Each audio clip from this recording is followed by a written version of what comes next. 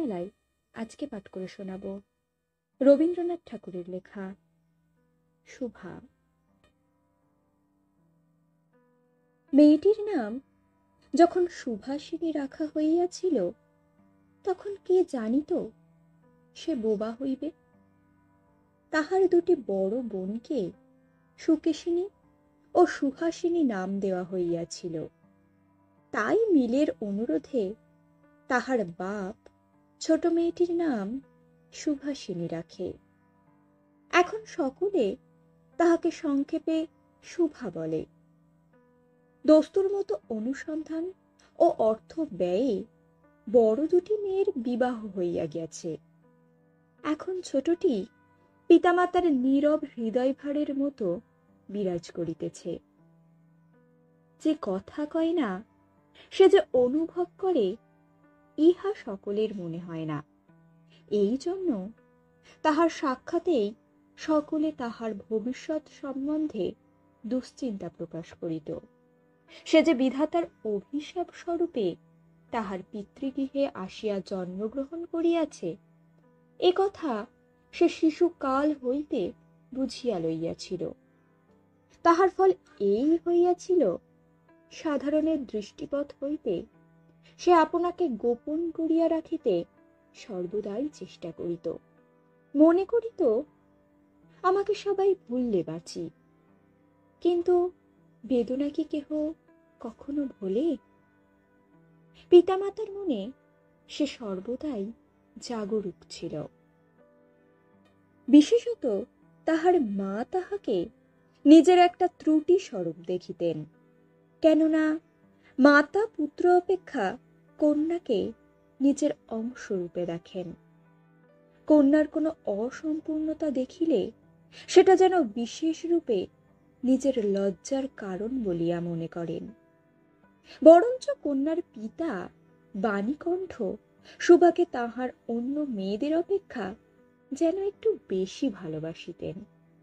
কিন্তু মাতা তাহাকে নিজের গর্ভের কলঙ্ক জ্ঞান করিয়া তাহার প্রতি বড় বিরক্ত ছিলেন। শুভার কথা ছিল না, কিন্তু তাহার সুদীর্ঘ পল্লব বিশিষ্ট বড় বড় দুটি কালো চোখ ছিল, এবং তাহার ওষ্ঠাধর ভাবের আভাস মাত্রে কচি কিশলয়ের মতো কাঁপিয়া উঠিত। কথায় আমরা যে ভাব প্রকাশ করি, সেটা আমাদিগকে অনেকটা নিজের চেষ্টায় গড়িয়ে লইতে হয়, কতকটা তর্জমা করার মতো। সকল সময়ে ঠিক হয় না, ক্ষমতা অভাবে অনেক সময়ে ভুলও হয়। কিন্তু কালো চোখকে কিছু তর্জমা করিতে হয় না। মন আপনি তাহার উপরে ছায়া ফেলে, ভাব আপনি তাহার উপরে কখনো প্রসারিত, কখনো মুদিত হয়, কখনো উজ্জ্বল ভাবে জ্বলিয়া ওঠে, কখনো ম্লান ভাবে নিবিয়া আসে, কখনো অস্তমান চন্দ্রের মতো অনিমেষ ভাবে চাহিয়া থাকে, কখনো দ্রুত চঞ্চল বিদ্যুতের মতো দিক বিদিকে ঠিকরিয়া ওঠে। মুখের ভাব বই আজন্মকাল যাহার অন্য ভাষা নাই, তাহার চোখের ভাষা অসীম উদার এবং অতল স্পর্শ গভীর, অনেকটা স্বচ্ছ আকাশের মতো, উদয়াস্ত এবং ছায়ালোকের নিস্তব্ধ রঙ্গভূমি। এই বাক্যহীন মনুষ্যের মধ্যে বৃহৎ প্রকৃতির মতো একটা বিজন মহত্ব আছে। এই জন্য সাধারণ বালক বালিকারা তাহাকে এক প্রকার ভয় করিত, তাহার সহিত খেলা করিত না।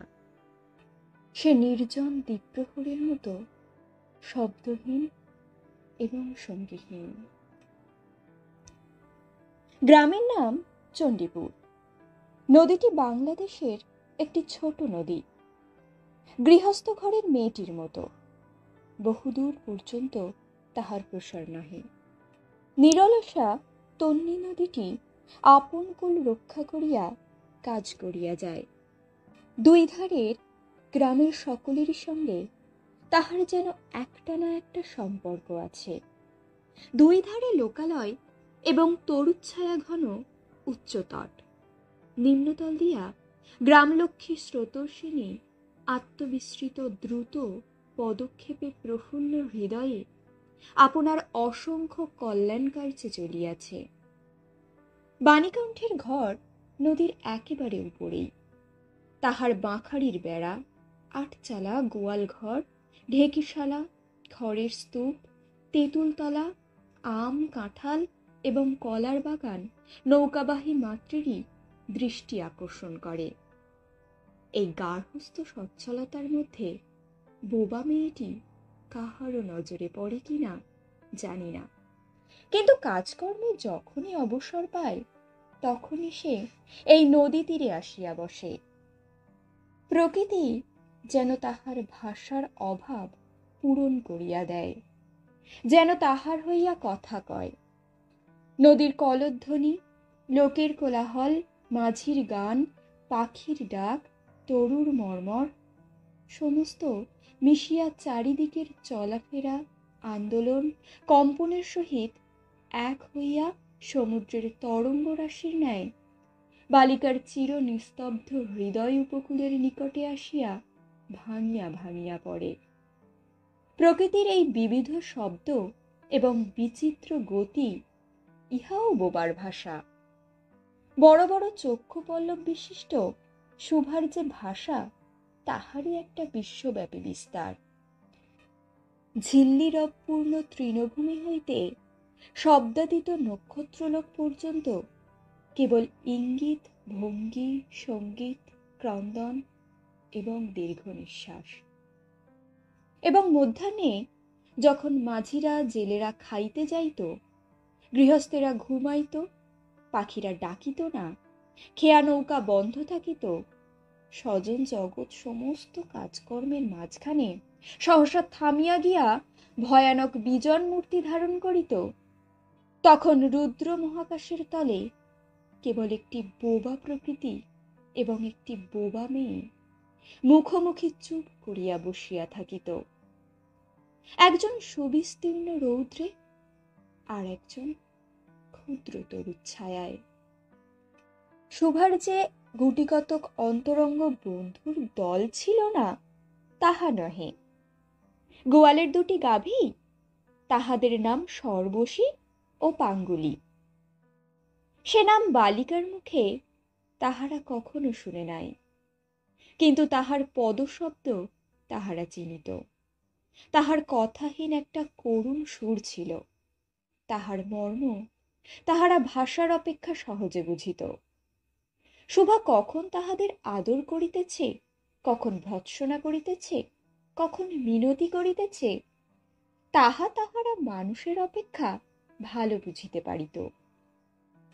শুভা গোয়ালে ঢুকিয়া দুই বাহুর দ্বারা সর্বশীর গ্রীবা বেষ্টন করিয়া তাহার কানের কাছে আপনার গণ্ডদেশ ঘর্ষণ করিত এবং পাঙ্গুলি স্নিগ্ধ দৃষ্টিতে তাহার প্রতি নিরীক্ষণ করিয়া তাহার গা চাটিত।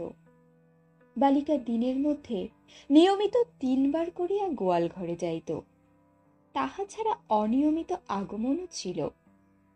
গৃহে যেদিন কোনো কঠিন কথা শুনিত, সেদিন সে অসময়ে তাহার এই মুখ বন্ধু দুটির কাছে আসিত। তাহার সহিষ্ণুতা পরিপূর্ণ বিষাদশান্ত দৃষ্টিপাত হইতে তাহারা কি একটা অন্ধ অনুমান শক্তির দ্বারা বালিকার মর্মবেদনা যেন বুঝিতে পারিত, এবং শুভার গা ঘেঁষিয়া আসিয়া অল্পে অল্পে তাহার বাহুতে শিং ঘষিয়া ঘষিয়া তাহাকে নির্বাক ব্যাকুলতার সহিত সান্ত্বনা দিতে চেষ্টা করিত। ইহারা ছাড়া ছাগল এবং বিড়াল শাবকও ছিল, কিন্তু তাহাদের সহিত শুভার এরূপ সমকক্ষভাবে মৈত্রী ছিল না। তথাপি তাহারা যথেষ্ট আনুগত্য প্রকাশ করিত। বিড়াল শিশুটি দিনে এবং রাত্রে যখন তখন শুভার গরম কলটি নিঃসংকোচে অধিকার করিয়া সুখনিদ্রার আয়োজন করিত, এবং শুভা তাহার গ্রীবা ও পৃষ্ঠে কোমল অঙ্গুলি বুলাইয়া দিলে যে তাহার নিদ্রাকর্ষণের বিশেষ সহায়তা হয়, ইঙ্গিতে এরূপ অভিপ্রায় প্রকাশ করিত। উন্নত শ্রেণীর জীবের মধ্যে শুভার আরো একটি সঙ্গী জুটিয়াছিল, কিন্তু তাহার সহিত বালিকার ঠিক কিরূপ সম্পর্ক ছিল তাহা নির্ণয় করা কঠিন। কারণ সে ভাষা বিশিষ্ট জীব, সুতরাং উভয়ের মধ্যে সমভাষা ছিল না। গোসাইদের ছোট ছেলেটি, তাহার নাম প্রতাপ। লোকটি নিতান্ত অকর্মণ্য। সে যে কাজকর্ম করিয়া সংসারের উন্নতি করিতে যত্ন করিবে, বহু চেষ্টার পর বাপ মা সে আশা ত্যাগ করিয়াছেন। অকর্মণ্য লোকের একটা সুবিধা এই যে আত্মীয় লোকেরা তাহাদের উপরে বিরক্ত হয় বটে, কিন্তু প্রায় তাহারা নিঃসম্পর্ক লোকদের প্রিয় পাত্র হয়। কারণ কোনো কার্যে আবদ্ধ না থাকাতে তাহারা সরকারি সম্পত্তি হইয়া দাঁড়ায়। শহরে যেমন একাদ্রা গৃহ সম্পর্কহীন সরকারি বাগান থাকা আবশ্যক, তেমনি গ্রামে 2-4টি অকর্মণ্য সরকারি লোক থাকার বিশেষ প্রয়োজন। কাজে কর্মে আমোদে অবসরে যেখানে একটা লোক কম পড়ে, সেখানেই তাহাদিগকে হাতের কাছে পাওয়া যায়। প্রতাপের প্রধান শখ ছিপ ফেলিয়া মাছ ধরা। ইহাতে অনেকটা সময় সহজে কাটানো যায়। অপরাহ্নে নদী তীরে ইহাকে প্রায় এই কাজে নিযুক্ত দেখা যাইত, এবং এই উপলক্ষে শুভার সহিত তাহার প্রায় সাক্ষাৎ হইত। যে কোনো কাজেই নিযুক্ত থাক, একটা সঙ্গী পাইলে প্রতাপ থাকে ভালো। মাছ ধরার সময় বাক্যহীন সঙ্গেই সর্বাপেক্ষা শ্রেষ্ঠ। এই জন্য প্রতাপ শুভার মর্যাদা বুঝিত। এই জন্য সকলেই শুভাকে শুভা বলিত। প্রতাপ আরেকটু অতিরিক্ত আদর সংযোগ করিয়া শুভাকে সু বলিয়া ডাকিত। শুভা তেঁতুল তলায় বসিয়া থাকিত, এবং প্রতাপ অনতি দূরে মাটিতে ছিপ ফেলিয়া জলের দিকে চাহিয়া থাকিত। প্রতাপের একটি করিয়া পান বরাদ্দ ছিল।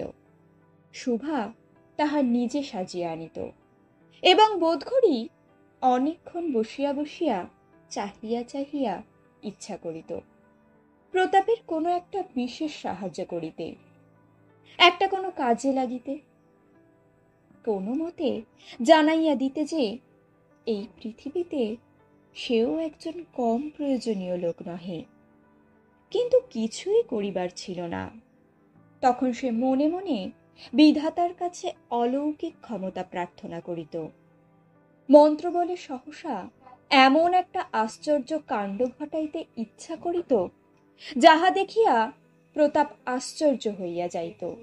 বলিত, তাই তো, আমাদের শুভীর যে এত ক্ষমতা তাহা তো জানিতাম না। মনে করো, শুভা যদি জলকুমারী হইত, আস্তে আস্তে জল হইতে উঠিয়া একটা সাপের মাথার মণি ঘাটে রাখিয়া যাইত। প্রতাপ তাহার তুচ্ছ মাছ ধরা রাখিয়া সেই মানিক লইয়া জলে ডুব মারিত, এবং পাতালে গিয়া দেখিত রূপার অট্টালিকায় সোনার পালঙ্কে কে বসিয়া? আমাদের বাণীকণ্ঠের ঘরের সেই বোবা মেয়ে সু। আমাদের সু সেই মণিদীপ্ত গভীর নিস্তব্ধ পাতালপুরীর একমাত্র রাজকন্যা। তাহা কি হইতে পারিত না? তাহা কি এতই অসম্ভব? আসলে কিছুই অসম্ভব নয়, কিন্তু তবুও সু প্রজাশূন্য পাতালের রাজবংশে না জন্মিয়া বাণীকণ্ঠের ঘরে আসিয়া জন্মিয়াছে, এবং গোসাইদের ছেলে প্রতাপকে কিছুতেই আশ্চর্য করিতে পারিতেছে না। শুভার বয়স ক্রমেই বাড়িয়া উঠিতেছে। ক্রমে সে যেন আপনাকে আপনি অনুভব করিতে পারিতেছে, যেন কোনো একটা পূর্ণিমা তিথিতে কোনো একটা সমুদ্র হইতে একটা জোয়ারের স্রোত আসিয়া তাহার অন্তরাত্মাকে এক নূতন অনির্বচনীয় চেতনা শক্তিতে পরিপূর্ণ করিয়া তুলিতেছে।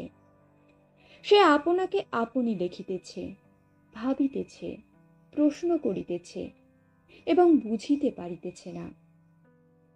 গভীর পূর্ণিমা রাত্রে সে এক একদিন ধীরে শয়নগৃহের দ্বার খুলিয়া ভয়ে ভয়ে মুখ বাড়াইয়া বাহিরের দিকে চাহিয়া দেখে। পূর্ণিমা প্রকৃতিও শুভার মতো একাকিনী সুপ্ত জগতের উপর জাগিয়া বসিয়া যৌবনের রহস্যে পুলকে বিষাদে অসীম নির্জনতার একেবারে শেষ সীমা পর্যন্ত এমনকি তাহা অতিক্রম করিয়াও থমথম করিতেছে, একটি কথা কহিতে পারিতেছে না। এই নিস্তব্ধ ব্যাকুল প্রকৃতির প্রান্তে একটি নিস্তব্ধ ব্যাকুল বালিকা দাঁড়াইয়া। এদিকে কন্যাভারগ্রস্ত পিতামাতা চিন্তিত হইয়া উঠিয়াছেন, লোকেও নিন্দা আরম্ভ করিয়াছে। এমনকি একঘরে করিবে এমন জনরব শোনা যায়। বাণীকণ্ঠের সচ্ছল অবস্থা, দুই বেলাই মাছ ভাত খায়, এজন্য তাহার শত্রু ছিল। স্ত্রী পুরুষে বিস্তর পরামর্শ হইল। কিছুদিনের মতো বাণী বিদেশে গেল। অবশেষে ফিরিয়া আসিয়া কহিল, চলো কলিকাতায় চলো। বিদেশ যাত্রার উদ্যোগ হইতে লাগিল। কুয়াশা ঢাকা প্রভাতের মতো সুভার সমস্ত হৃদয় অশ্রুবাষ্পে একেবারে ভরিয়া গেল। একটা অনির্দিষ্ট আশঙ্কা বশে সে কিছুদিন হইতে ক্রমাগত নির্বাক জন্তুর মতো তাহার বাপ মায়ের সঙ্গে সঙ্গে ফিরিত। ডাগর চক্ষু মেলিয়া তাহাদের মুখের দিকে চাহিয়া কি একটা বুঝিতে চেষ্টা করিত, কিন্তু তাহারা কিছু বুঝাইয়া বলিতেন না। ইতিমধ্যে একদিন অপরাহ্নে জলে ছিপ ফেলিয়া প্রতাপ হাসিয়া কহিল, কি রে সু, তোর নাকি বর পাওয়া গেছে? তুই বিয়ে করতে যাচ্ছিস? দেখিস আমাদের ভুলিস নেই। বলিয়া আবার মাছের দিকে মনোযোগ করিল। মর্মবিদ্ধ হরিণী ব্যাধের দিকে যেমন করিয়া তাকায়, নীরবে বলিতে থাকে, আমি তোমার কাছে কি দোষ করিয়াছিলাম? শুভা তেমনি করিয়া প্রতাপের দিকে চাহিল। সেদিন গাছের তলায় আর বসিল না। বাণীকণ্ঠ নিদ্রা হইতে উঠিয়া শয়নগৃহে তামাক খাইতেছিলেন। শুভা তাহার পায়ের কাছে বসিয়া তাহার মুখের দিকে চাহিয়া কাঁদিতে লাগিল। অবশেষে তাহাকে সান্ত্বনা দিতে গিয়া বাণীকণ্ঠের শুষ্ক কপলে অশ্রু গড়াইয়া পড়িল। কাল কলিকাতায় যাইবার দিন স্থির হইয়াছে। শুভা গোয়াল ঘরে তাহার বাল্য সখীদের কাছে বিদায় লইতে গেল। তাহাদিগকে স্বহস্তে খাওয়াইয়া গলা ধরিয়া একবার দুই চোখে যত পারে কথা ভরিয়া তাহাদের মুখের দিকে চাহিল। দুই নেত্রপল্লব হইতে টকটক করিয়া অশ্রু জল পড়িতে লাগিল। সেদিন শুক্ল দ্বাদশীর রাত্রি। শুভা শয়নগৃহ হইতে বাহির হইয়া তাহার সেই চিরপরিচিত নদী তটে শুষ্পশয্যায় লুটিয়া পড়িল। যেন ধরণীকে, এই প্রকাণ্ড মুখ মানব মাতাকে দুই বাহুতে ধরিয়া বলিতে চাহে, তুমি আমাকে যাইতে দিও না মা, আমার মতো দুটি বাহু বাড়াইয়া তুমিও আমাকে ধরিয়া রাখো। কলিকাতার এক বাসায় শুভার মা একদিন শুভাকে খুব করিয়া সাজাইয়া দিলেন। আটিয়া চুল বাঁধিয়া খোঁপায় জরির ফিতা দিয়া অলঙ্কারে আচ্ছন্ন করিয়া তাহার স্বাভাবিক শ্রী যথাসাধ্য বিলুপ্ত করিয়া দিলেন। শুভার দুই চক্ষু দিয়া অশ্রু পড়িতেছে। পাছে চোখ ফুলিয়া খারাপ দেখিতে হয়, এজন্য তাহার মাতা তাহাকে বিস্তর ভর্ৎসনা করিলেন, কিন্তু অশ্রুজল ভর্ৎসনা মানিল না। বন্ধু সঙ্গে বর স্বয়ং কোণে দেখিতে আসিলেন। কন্যার মা বাপ চিন্তিত শঙ্কিত শশব ব্যস্ত হইয়া উঠিলেন, যেন দেবতা স্বয়ং নিজের বলির পশু বাছিয়া লইতে আসিয়াছেন। মা নেপথ্য হইতে বিস্তর তর্জন গর্জন শাসন করিয়া বালিকার অশ্রুস্রোত দ্বিগুণ বাড়াইয়া পরীক্ষকের সম্মুখে পাঠাইলেন। পরীক্ষক অনেকক্ষণ নিরীক্ষণ করিয়া বলিলেন, মন্দ নহে। বিশেষত বালিকার ক্রন্দন দেখিয়া বুঝিলেন ইহার হৃদয় আছে, এবং হিসাব করিয়া দেখিলেন যে হৃদয় আজ বাপ মায়ের বিচ্ছেদ সম্ভাবনায় ব্যথিত হইয়া উঠিয়াছে, সেই হৃদয় আজ বাদে কাল আমারই ব্যবহারে লাগিতে পারিবে। শক্তির মুক্তার ন্যায় বালিকার অশ্রুজল কেবল বালিকার মূল্য বাড়াইয়া দিল। তাহার হইয়া আর কোনো কথা বলিল না। পঞ্জিকা মিলাইয়া খুব একটা শুভ লগ্নে বিবাহ হইয়া গেল। বোবা মেয়েকে পরের হস্তে সমর্পণ করিয়া বাপমা দেশে চলিয়া গেল। তাহাদের জাতি ও পরকাল রক্ষা হইল। বর পশ্চিমে কাজ করে। বিবাহের অনতি বিলম্বে স্ত্রীকে পশ্চিমে লইয়া গেল। সপ্তাহ খানিকের মধ্যে সকলেই বুঝিল নববধূ বোবা। তা কেহ বুঝিল না, সেটা তাহার দোষ নহে। সে কাহাকেও প্রতারণা করে নাই। তাহার দুটি চক্ষু সকল কথাই বলিয়াছিল, কিন্তু কেহ তাহা বুঝিতে পারে নাই। সে চারিদিকে চায়, ভাষা পায় না। যাহারা বোবার ভাষা বুঝিত, সেই আজন্ম পরিচিত মুখগুলি দেখিতে পায় না। বালিকার চিরনীরব হৃদয়ের মধ্যে একটা অসীম অব্যক্ত ক্রন্দন বাজিতে লাগিল। অন্তর্যামী ছাড়া আর কেহ তাহা শুনিতে পাইল না। এবার তাহার স্বামী চক্ষু এবং কর্ণেন্দ্রিয়ের দ্বারা পরীক্ষা করিয়া এক ভাষা বিশিষ্ট কন্যা বিবাহ করিয়া আনিল।